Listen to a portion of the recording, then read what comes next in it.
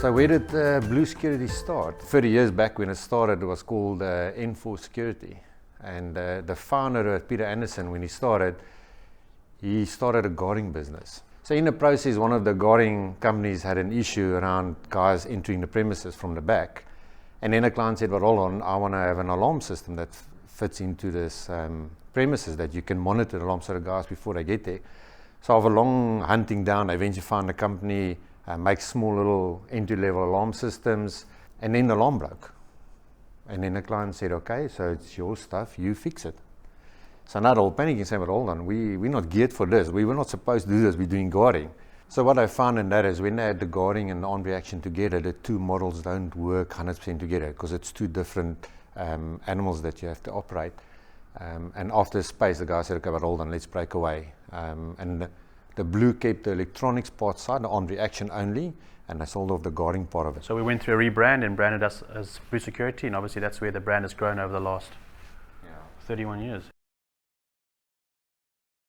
So our leadership of Blue Security consists of quite a big team, which starts from your Manco, which is our management of the business, which then formulates to an Exco division in the business, and obviously as us as the core team led by our group CEO Henk, really drives the ship for us. It's all about leading in front. It's all about driving this business, and we communicate a lot to each other, and it's always to be on the same page, and I think we always get that right. I think a very strong suit is our communication within as a team. Although Henk is there as the CEO, but he's so open to Manco, to staff, to directors, to say, guys, what is happening on the ground, where are we at? It's not just sitting in one corner office as a CEO, he's hands-on, and having that leadership role really makes it so easy for the rest of the team to follow. We've got the same vision, the same mission, and we're all sort of driving the direct direction.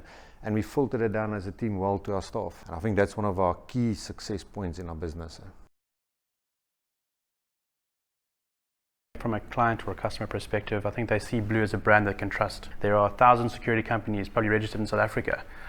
So they could go to anybody, but they choose Blue in Durban because we're the strongest.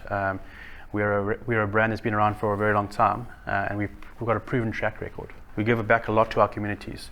We have a Blue Angels Community Trust, which is an NGO. We help victims of crime. We put a lot of time and effort into neighborhood watches and communities, training our clients up how to be safer. So it's not just about making money, it's about giving back to the communities as well, which I think our clients see. And everything we do in the business environment, from how the staff manage, how people function in the department, all goes to one point, which is the customer. Is how can we make the customer feel safe again in this country? And that's why we've got our company that strives in a model of a Blue Zone environment, which is your dedicated private services, plus your generic, your normal day-to-day M&R customers. But that's what it's all about, is how do we make that customer safe and feel that place of safety again where kids can walk the streets. When we look at staff for our business, we got quite a very strict criteria that we look at. When we start off, there's a full day introduction program that each guy has to do. And our biggest drive in our business is to have our staff that's committed to our business and committed to our brand. It's not necessarily about the specific skill set, because skills can be taught. It's more of the culture fit. Do they fit into the culture of the business? Care, ownership, and passion is what we believe in business. And so we need to make sure that the person coming into the team will live those values. We always look in the inside of the business and where we're going as a growth and where we're going from a brand. But if you step out from the business, you look at certain challenges, you look at load shedding. I don't think people always understand what that does to the business. From false alarms in the reaction side, puts them under enormous strain. Now you need to find a new solution around that.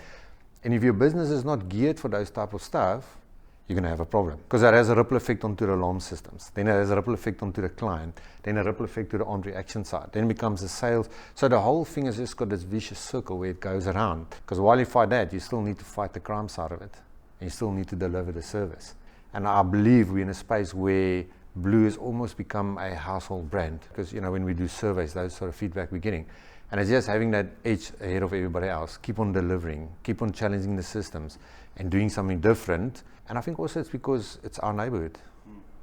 We fight, we make that clear, and this is our neighborhood, we stay in this neighborhood, and that we need to make a difference, and that's how we're going to push the brand through. And it's easy to work in that environment and succeed in that environment when you have a team as dynamic as what Blue has. One of the big challenges in our industry and environment is the evolution of everything.